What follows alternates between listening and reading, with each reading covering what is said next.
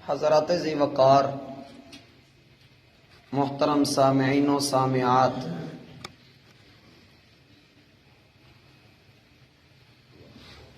کائنات کی تمام تر وسعتیں، اس کی بلندیاں، اس کی گہرائیاں اللہ تعالی کی رحمت کے آگے نہ ہونے کے برابر ہے۔ اس مالک کی رحمت، اس کا کرم اپنے بندوں کے لیے نہ صرف یہ کہ بہت زیادہ ہے، بلکہ ہمہ وقت توبہ کے دروازے اس کے بندوں کے لیے کھلے ہوئے ہیں۔ اب بندوں کا حق اور ذمہ داری یہ ہے، یہ اللہ کی طرف پلٹیں، اس کی مغفرت کی طرف اور اس کی جنت کی طرف دوڑ لگائیں، اور ان اوقات کو، ان ایام کو اپنے لیے غنیمت سمجھیں جو اللہ رب العالمین نے ان کو عطا کیے ہیں۔ زندگی کا ایک ایک لمحہ قیمتی ہے، نہ جانے کب کس کا سورج ڈوب جائے۔ قبل اس سے کہ ایسا وقت آئے، چلتی سانسوں تک ہمارے پاس مہلت ہے، اللہ کی طرف آنے کا موقع ہے، اور یہ موقع اسی کو ملتا ہے جو بڑے نصیب والا ہو، ورنہ دنیا میں آبادی کے اعتبار سے کفار زیادہ ہیں۔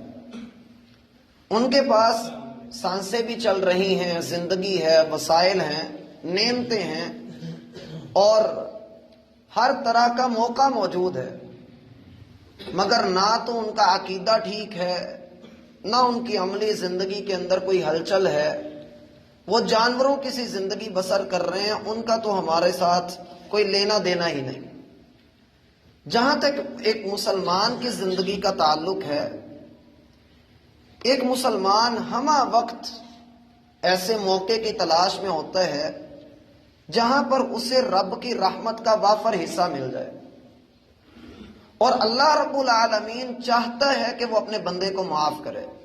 واللہ یرید ان یتوب علیکم، اللہ کا ارادہ ہے، اس کی چاہت ہے، اس کی رضا ہے، اس کی مشیت ہے، وہ چاہتا یہ ہے کہ وہ تمہیں معاف کرے، مگر اس کے لیے پہل تم کرو، گڑ گڑاؤ، تم آنسو تم بہاؤ، اس کے در پہ تم آؤ، اور تم دیکھو گے کہ تم نے اسے معاف کرنے والا پایا، تم نے اسے رحیم پایا، تم نے اسے کریم پایا، وہ تمہیں دھتکارے گا نہیں۔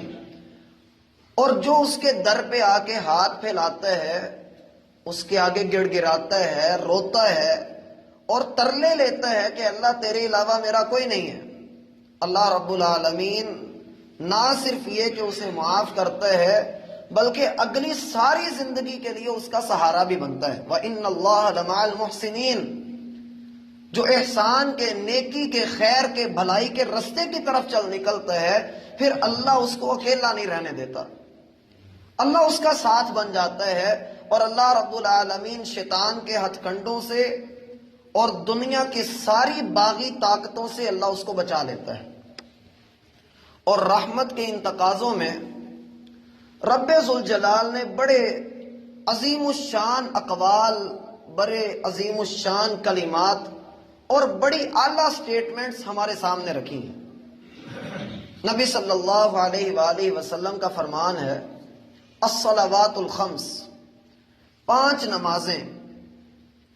اور ان کے درمیان کا جو وقت ہے، انسان نے فجر کی نماز ادا کی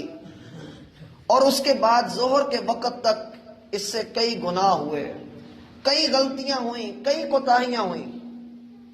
اس نے کئی جگہ پر سستی کی، لیکن جب یہ ظہر کی نماز میں حاضری دینے کے لیے رب کے سامنے آتا ہے، اللہ رب العالمین فجر سے لے کر ظہر تک کے درمیان کا جو وقت ہے، اس میں جو کچھ اس سے ہوا اللہ سب معاف کر دیتے ہیں۔ پھر ظہر سے عصر تک کا وقت ہے، اس دوران میں اس سے کوئی بغاوت ہو گئی، کوئی سرکشی ہو گئی، بھول ہو گئی، خطا ہو گئی، اللہ رب العالمین عصر کے وقت کی حاضری کو پسند کرتے ہوئے اس کے وہ گناہ بھی معاف کر دیتے ہیں۔ پھر یہ مغرب کے وقت آتا ہے، اور آ کر اللہ کے سامنے سجدہ کرتا ہے، مالک صبح بھی سجدہ کیا، رات بھی سجدہ کر رہا ہوں، میرے دن کا آغاز بھی تیری بندگی کے ساتھ، اس کی انتہا بھی تیری بندگی کے ساتھ۔ اللہ رب العالمین کو یہ پسند آتا ہے اس کا ناک رگڑنا، اس کا اپنا ماتھا زمین پہ لگانا، اپنے آپ کو ذلیل کر کے اللہ کے سامنے پیش کر دینا، اے اللہ میری تعریف نہیں تیری تعریف ہے، اے اللہ میں بہت ہی نیچ ہوں، حقیر ہوں، اے اللہ تیرا مقابلہ نہیں ہے، تو بہت اعلیٰ ہے، تو عظیم ہے، تو پاک ہے۔ اللہ عصر سے لے کر مغرب تک ہونے والے سارے گناہوں سے درگزر فرماتا ہے، اور یہی وقت پھر عشاء کا جب آتا ہے، مغرب سے عشاء کے درمیان کی معافی کا پروانہ اس کو نصیب ہوتا ہے، اور عشاء کے بعد جب یہ آرام کرتا ہے، فجر کے وقت اٹھتا ہے، اللہ سبحانہ و تعالی رات میں ہونے والی کوئی سستی، کوئی کوتاہی ہو، اللہ اس سے بھی درگزر کرتا ہے۔ یہ پانچوں نمازیں انسان کے لیے اس کے گناہوں کا کفارہ بن گئی ہیں۔ اس کے بعد درجہ آتا ہے، نبی صلی اللہ علیہ وآلہ وسلم نے فرمایا وَرَمَضَانَ إِلَى رمضان، ایک رمضان اس کی زندگی میں آیا، اس نے روزے رکھے، اللہ کی عبادت کی، اللہ کو راضی کرنے کی کوشش کی، محنت کی، جد و جہد میں لگا رہا،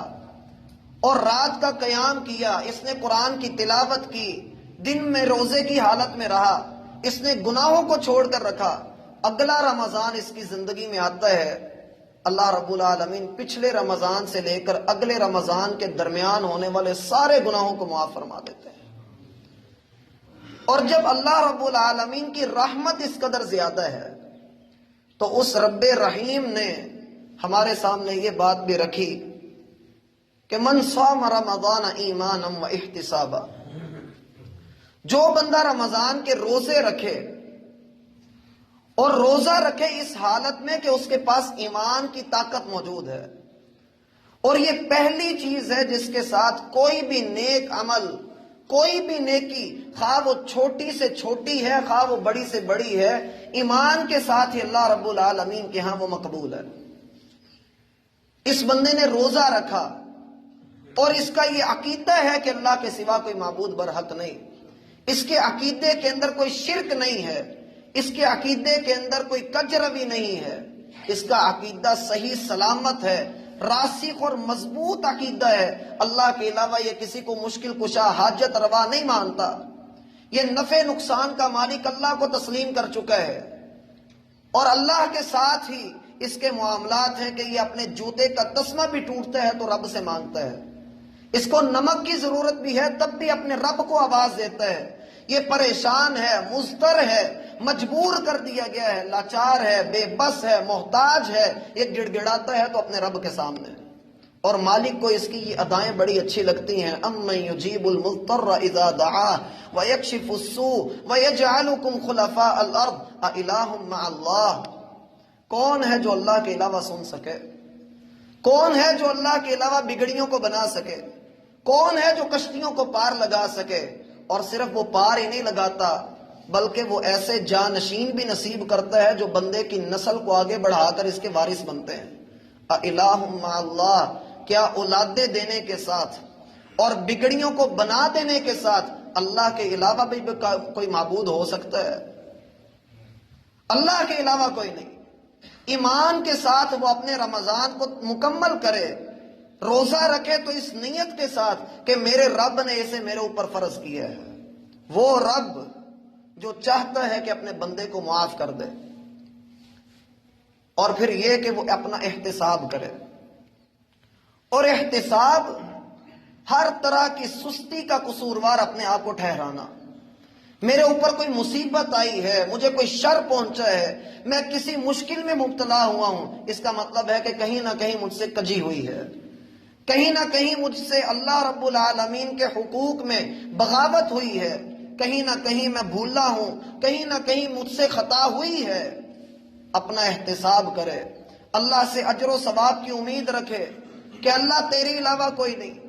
تیرے علاوہ کوئی معبود برحق نہیں، اے اللہ اگر مجھ سے کوتاہی ہوئی، سستی ہوئی، اے اللہ تو مجھے معاف کر دے۔ اللہ سے اجر کی امید رکھے، اللہ رب العالمین سے پر امید رہے کہ میرا رب میری نیکی کو ضائع نہیں کرے گا، وہ میرے گناہوں کو معاف کر دے گا، اپنا احتساب کرے کہ رمضان سے پہلے میری حالت کیا تھی، رمضان میں میری حالت کیا ہے، اس کے بعد میں کیا بنوں گا۔ اگر رمضان کے مہینے میں مسجد کے ساتھ میرا تعلق مضبوط ہے، صبح و شام میرے مسجد کے چکر لگ رہے ہیں، میں قرآن کی تلاوت کر رہا ہوں، تو میرا بھائی یہ دعا نہ چھوڑنا کہ اللہ مجھے اس پر استقامت دے، مرتے دم تک اس پر قائم رکھنا۔ اگر اس مہینے کے اندر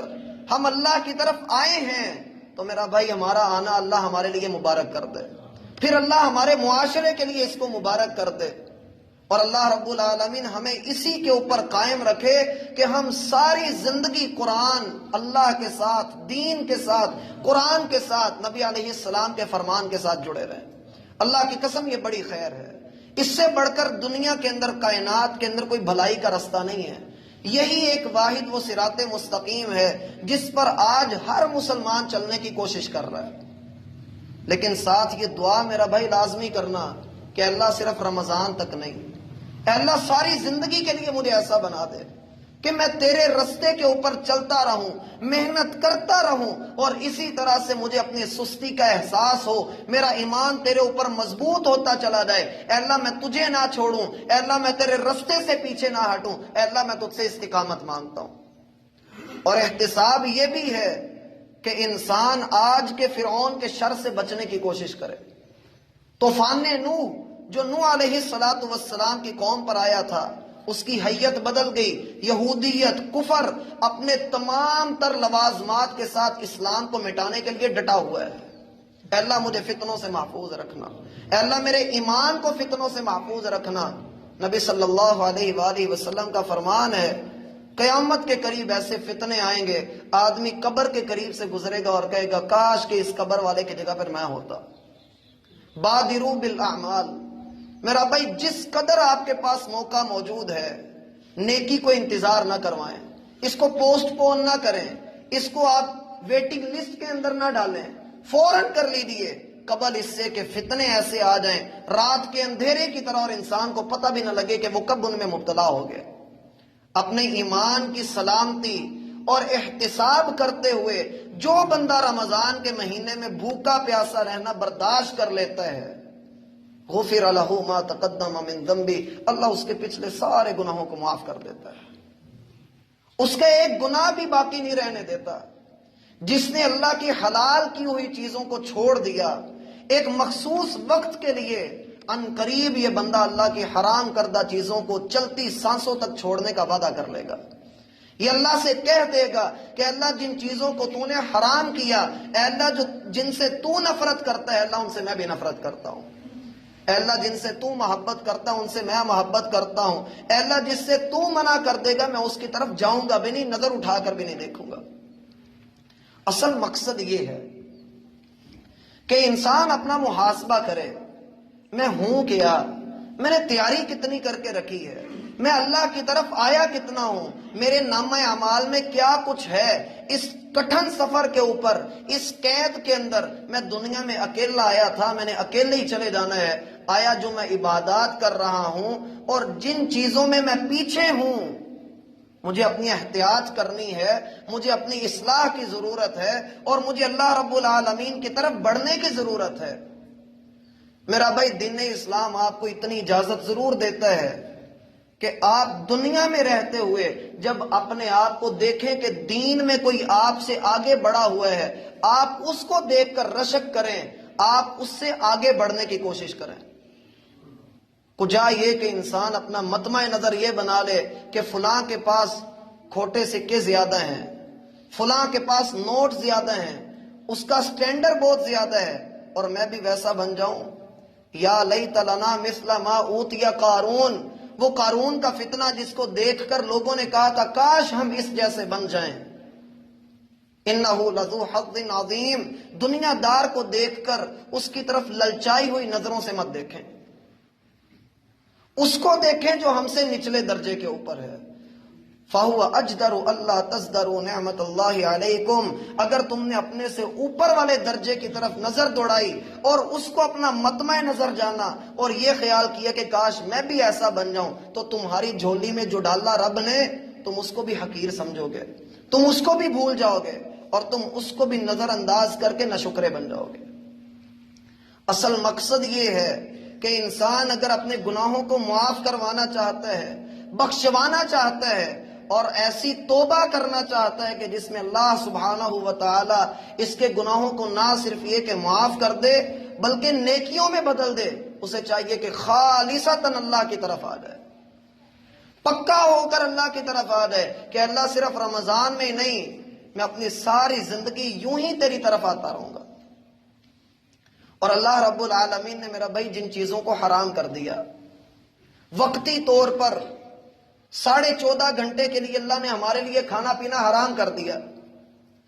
اگر کوئی انسان یہ کہے کہ جی 14.5 گھنٹے میں اللہ رب العالمین کے لیے بھوک پیاس برداشت کرتا ہوں، چلو کوئی بات نہیں، اگر میں 10 منٹ اپنے لیے باقی ساری بات میں اللہ کی مانتا ہوں، 14 گھنٹے 20 منٹ میں اللہ کی بات مانوں گا، 10 منٹ کے لیے مجھے اجازت دے دو، میں کھانا کھا لوں، میں ایک گھونٹ پانی پی لوں، میں یہ کر لوں، میں وہ کر لوں، اس کا روزہ ٹھیک ہوگا؟ اللہ کی قسم اس کا روزہ ٹھیک نہیں۔ اور یہ 10 منٹ تو پھر بہت زیادہ ہیں، ایک گھونٹ پینے میں کتنی دیر لگتی ہے؟ انسان وہ ایک گھونٹ پی لے اور کہے کہ میں تھوڑے سے اپنی مرضی کر لوں، تھوڑا سا اپنی مرضی کے مطابق چل لوں اور باقی سارا وقت تو میں اللہ کے مطابق چل رہا ہوں، اس کی پابندی کو قبول کر رہا ہوں، اللہ کی قسم وہ دنیا بھر کے مفتی اکٹھے کر لے، اسے یہی فتویٰ ملے گا کہ تیرا روزہ نہیں ہوا۔ وہ 1 سیکنڈ کے لیے بھی ایسا کرے، چلیے اس کو بھی چھوڑیں، وہ وضو کر رہا ہے، منہ میں کلی کے لیے پانی ڈالا اس نے، وہ پانی نگل لیتا ہے، کون ہے اس کو دیکھنے والا؟ آج جس طاقت نے ہمیں وہ پانی بھی اندر لے کر جانے سے روکا ہوا ہے، اسی طاقت کا، اسی رب کا، اسی حاکم کا یہ حکم ہے کہ اللہ کی حرام کردہ چیزوں سے بچو۔ اور یہی اصل تقوی ہے، جو تقوی، جو روزہ ہمیں یہ سکھا رہا ہے کہ مغرب کی وقت ہونے سے پہلے 1 لمحہ پہلے بھی تم پانی کا ایک قطرہ اپنے حلق سے نیچے نہیں اتار سکتے۔ اللہ رب العالمین جگہ جگہ میرا بھائی تربیت کر رہا، جگہ جگہ ہمیں یہ بات سکھائی جا رہی ہے کہ اگر تم اللہ رب العالمین کے لیے حلال چیزوں کو چھوڑ رہے ہو اور ایسی چیزوں کو چھوڑ رہے جن کو اللہ رب العالمین نے تمہارے لیے حلال کر دیا ہے، ایک وقتی طور پر چھوڑ رہے ہو، پھر میرا بھائی کیا خیال ہے کہ انسان پر اللہ رب العالمین نے اسلام کے احکامات فرض کیے ہوں اور وہ یہ کہے میں باقی تو سارا کچھ اللہ کا حکم مانتا ہوں، تھوڑا سا جھوٹ بولنے کی گنجائش میرے لیے ہونی چاہیے۔ انسان یہ کہے کہ میں سارے دین کے اندر داخل ہوں، بس تھوڑا تھوڑا سود کھاتا ہوں، اس میں کوئی مسئلہ نہیں ہے۔ انسان ساری زندگی نمازیں ادا کرتا رہے، روزے رکھتا رہے اور پھر یہ کہے کہ میرے لیے گناہوں کی تھوڑی بہت گنجائش نکل آنی چاہیے، میرا بھائی زندگی بھی ایک روزہ ہی ہے۔ اور اگر اس میں اللہ رب العالمین کی حرام کردہ کسی چیز کا ارتکاب کیا، نیکیوں کی مالا ٹوٹ جائے گی، یہ نیکیاں ضائع ہو جائیں گی۔ وَمَن يَكْفُرْ بِالْإِيمَانِ فَقَدْ حَبِطَ عَمَلُهُ۔ انڈے کے اندر سفیدی اور زردی مل جائے ہم اسے گندا کہہ دیتے ہیں، مالک کے ہاں جس بندے کے گناہ اور نیکیاں مکس ہو جائیں، جو گناہ کو گناہ ہی نہ سمجھے اور نیکیوں کی آڑ میں گناہ کرتا رہے، فقد حبط عملہ، اللہ کو اس کے عمل کی پرواہ نہیں ہے۔ اپنی زندگی کے اندر یہ بات لے کر آئیں کہ اگر ہم پورا دن اللہ رب العالمین کی اطاعت اور فرما برداری میں گزار رہے ہیں تو پوری زندگی کیوں نہیں گزار رہے؟ اور پھر یہیں سے وہ بات آتی ہے وَلَخَلُوفُ فَمِ الصَّائِمِ أَطْيَبُ عِندَ اللَّهِ مِن رِّيحِ الْمِسْكِ۔ اپنی زبان کا روزہ رکھیں۔ انسان نے روزہ رکھا ہوا ہوتا ہے، بھوک کی شدت ہے، پیاس کی شدت ہے، اس کی وجہ سے اس کو غصہ آ رہا ہے، یا اگر غصہ نہیں آ رہا تو پھر اگر خاتون ہے اس کی سوچ بھی سموسوں پکوڑوں والی ہے، اور مرد ہے تو وہ بھی سموسوں پکوڑوں کا ہی سوچ رہا ہے کہ میں نے افطار میں یہ کرنا ہے وہ کرنا ہے، سارا دن سو کر گزار رہا ہے، موبائل کے اوپر گھنٹوں وقت گزار رہا ہے، اور اللہ رب العالمین کے لیے اس نے روزہ نہیں رکھا ہوا، یہ تو بس فارمیلٹی پوری کر رہا ہے، رمضان سے یہ فائدہ نہیں اٹھا رہا۔ میں نے پچھلی ملاقات میں بھی ذکر کیا تھا کہ بڑے لوگ رمضان کا وقت پا لیتے ہیں مگر بہت کم ہوتے ہیں جو رمضان سے فائدہ اٹھاتے ہیں، بہت کم لوگ ہوتے ہیں۔ نبی صلی اللہ علیہ وآلہ وسلم نے فرمایا تباہ و برباد ہو جائے وہ آدمی جس کی زندگی میں رمضان تو آیا مگر وہ فائدہ نہ اٹھائے، وہ اپنے آپ کو بخشوا نہ سکے۔ موقع موجود ہے، جہنم کے دروازے بند ہیں، جنت کے دروازے کھلے ہوئے ہیں، ہر رات اللہ لوگوں کو جہنم سے آزاد کر رہا ہے۔ اللہ ہمیں بھی ان میں شامل کر دے، اللہ ہمارا شمار بھی ان میں کر دے۔ میرا بھائی یہ بڑی عظیم بات ہے، بڑا ہی کمال انداز ہے۔ نبی صلی اللہ علیہ وآلہ وسلم نے فرمایا اللہ رب العالمین ہر رات کے وقت کئی لوگوں کو جہنم سے آزاد کرتا ہے، اللہ ہمیں ان میں شامل کر دے۔ لیکن اصل چیز میرا بھائی یہ ہے کہ ہم گناہوں سے بچنے والے تو بنیں،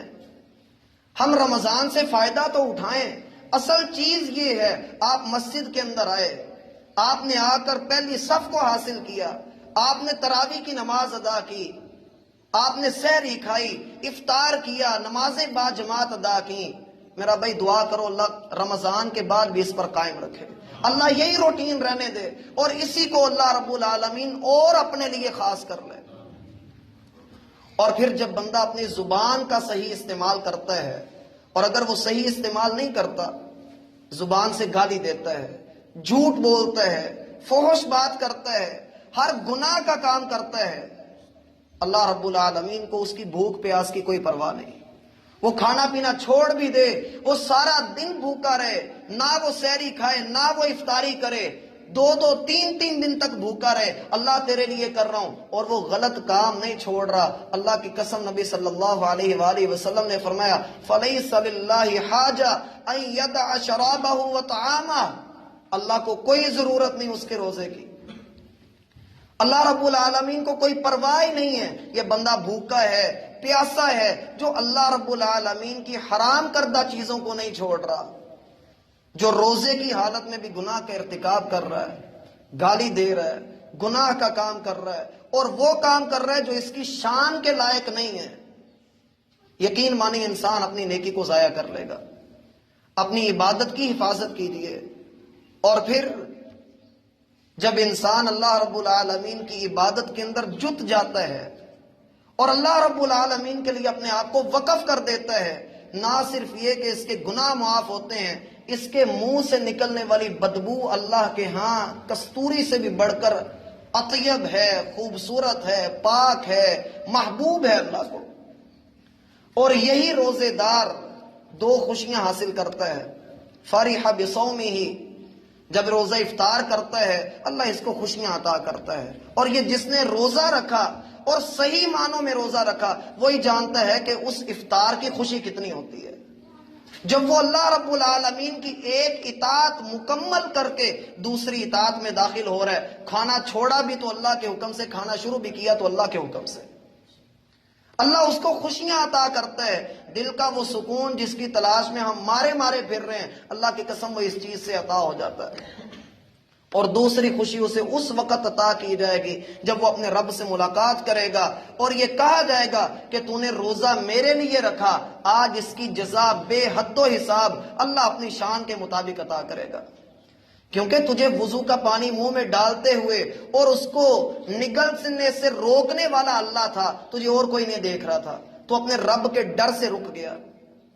ایک حلال چیز کو میرا بھائی ہم وقتی طور پر چھوڑ دیں تو حرام چیز کو مستقل طور پر چھوڑنا ہمارے لیے بڑا آسان ہو جائے گا، بڑا ہی آسان ہو جائے گا۔ اور جب انسان اپنی جوانی کے اندر اس طرح کے انداز اختیار کر لیتا ہے، اللہ سبحانہ و تعالی اس کو بڑا نوازتا ہے، اور یہ نوازنا کیسا ہوتا ہے؟ جنت کے 8 دروازے اور ان میں سے ایک کا نام ریان، اللہ رب العالمین اس دروازے میں سے اعلان کیا جائے گا فقط وہ لوگ آئیں جو دنیا میں روزہ رکھتے تھے، اللہ ہمیں ان لوگوں میں شامل کر دے، اللہ ہمارے روزوں کو قبول فرما لے، ان کو بلایا جائے گا۔ اور نبی صلی اللہ علیہ وآلہ وسلم نے فرمایا سبھی کو اس دروازے میں سے داخل کیا جائے گا، حتیٰ کہ جب آخری بندہ بھی گزر جائے گا اللہ رب العالمین اس دروازے کو ہمیشہ کے لیے بند کر دیں گے اور پھر کبھی اس کو کھولا نہیں جائے گا۔